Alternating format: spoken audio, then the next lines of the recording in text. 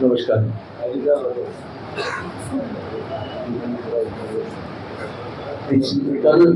कल ही शायद 60 दिन हो गए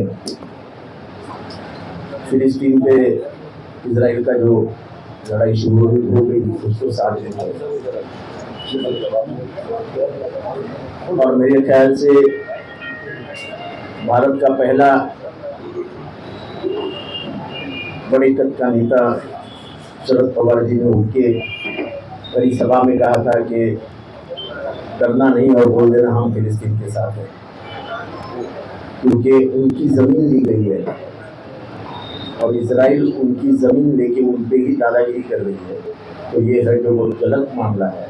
उनकी ज़मीन उनको वापस दे दो, मामला तो ऐसे ही निपट जाए। तो पवार साहब ने कहा।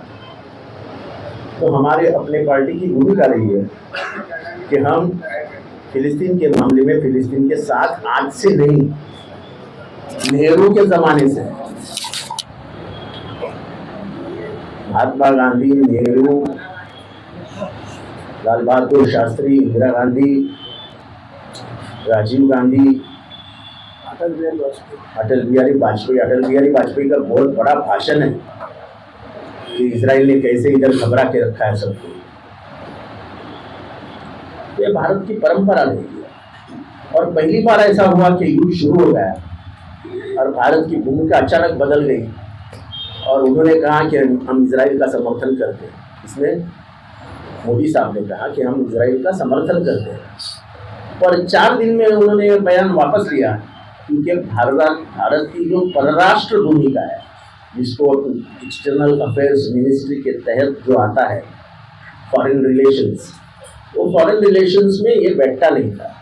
तो उन्होंने फिर उनके जो मिनिस्टर थे शिवशंकर, उन्होंने एक बयान दिया कि हम इसमें फिलिस्तीन का साथ देंगे और उसकी गलती हो चुकी थी कि मोदी साहब ने बोल दिया था कि हम इजराइल का साथ देंगे।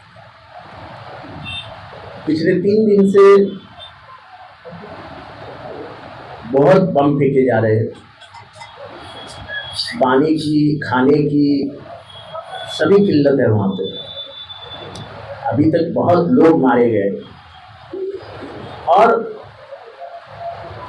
इंटरनेशनल नॉर्म्स है, युद्ध के कुछ इंटरनेशनल नॉर्म्स हैं कि किसी सोसाइटी के ऊपर, यानी जहाँ पे लोग रहते हैं, ऐसी एरियाज पे बमबारी नहीं करनी चाहिए, हॉस्पिटल पे बमबारी नहीं करनी चाहिए, मस्जिद, चर्च, मंदिर पे बमबारी नहीं करना चाहिए। ये ऐसे सभी देशों ने सही करके, दस्तखत करके ऐसा एक डॉक्यूमेंट बनाया है जो यूनाइटेड नेशंस में है, पर इजराइल ने सभी मर्यादाओं का भंग करके हॉस्पिटल पे बॉम्बिंग किया, स्कूल पे बॉम्बिंग किया। यानी अभी तक किसी भी लड़ाई में 5000 बच्चे मारे नहीं गए। ये पहली ऐसी दुनिया की लड़ाई है 1950 के बाद जहां 5000 छोटे बच्चे मारे गए। और हमारी भूमिका बहुत स्पष्ट है कि ये इनको जब जर्मनी में तकलीफ हुई और जर्मनी से ये भाग निकले, तो इंग्लैंड ने एक छोटी सी जमीन इनको दी थी कि भाई तुम यहाँ आके निर्वासित हो तो यहाँ आके रह सकते हो। ये निर्वासितों ने पिछले कई सालों में फिलिस्तीन की जितनी जमीन थी उसमें से 90% जमीन पे अपना कब्जा हो गया।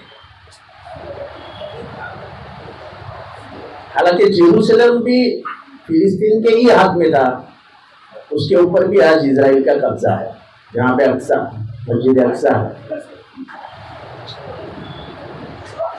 तो ये सब देखते हुए हमारा, मेरा, शमीम भाई का, शानू भाई का, सब लोगों की बात हुई थी भाई साहब की कि अपन मुशावरा करेंगे। हर साल अपना होता ही है और बड़े पैमाने पे होता है, ऐसा नहीं कि छोटा करते हैं।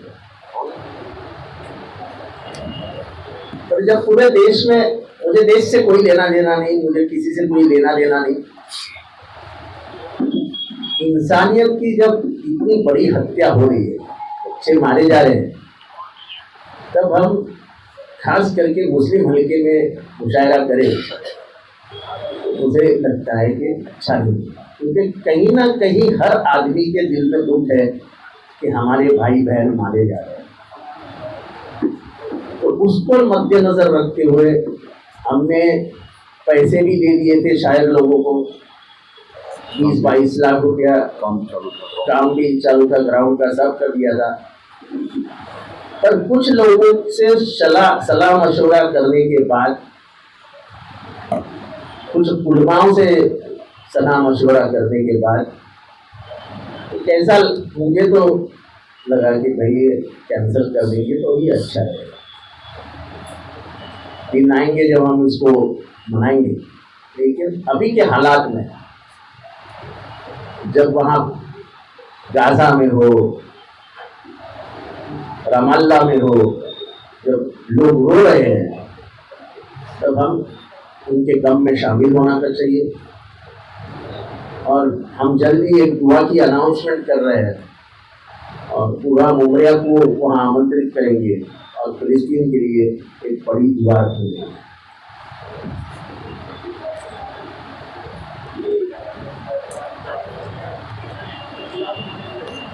आदिल भाई ठीक है, और कुछ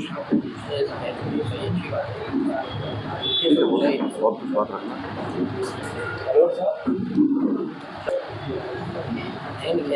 आखिर में आप तमाम पत्रकार भाइयों का हम शुक्रिया अदा करते हैं और आप तमाम लोगों के लिए नाश्ते वगैरह का भी इंतजाम है, तो नाश्ता चाय वगैरह लेके आप लोग जाएं।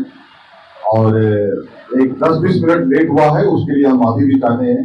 और खास करके सौरभ भाई आज इस प्रेस कॉन्फ्रेंस में आए हैं, हम सबके बहुत ही पुराने साथी हैं और सीनियर पत्रकार हैं, तो मैं उनका भी आज दफ्तर में इस्तेमाल करता हूं और आप तमाम लोगों का बहुत बहुत शुक्रिया। Thank you. अल्लाह हाफिज़। सबके लिए नाश्ते का इंतजाम।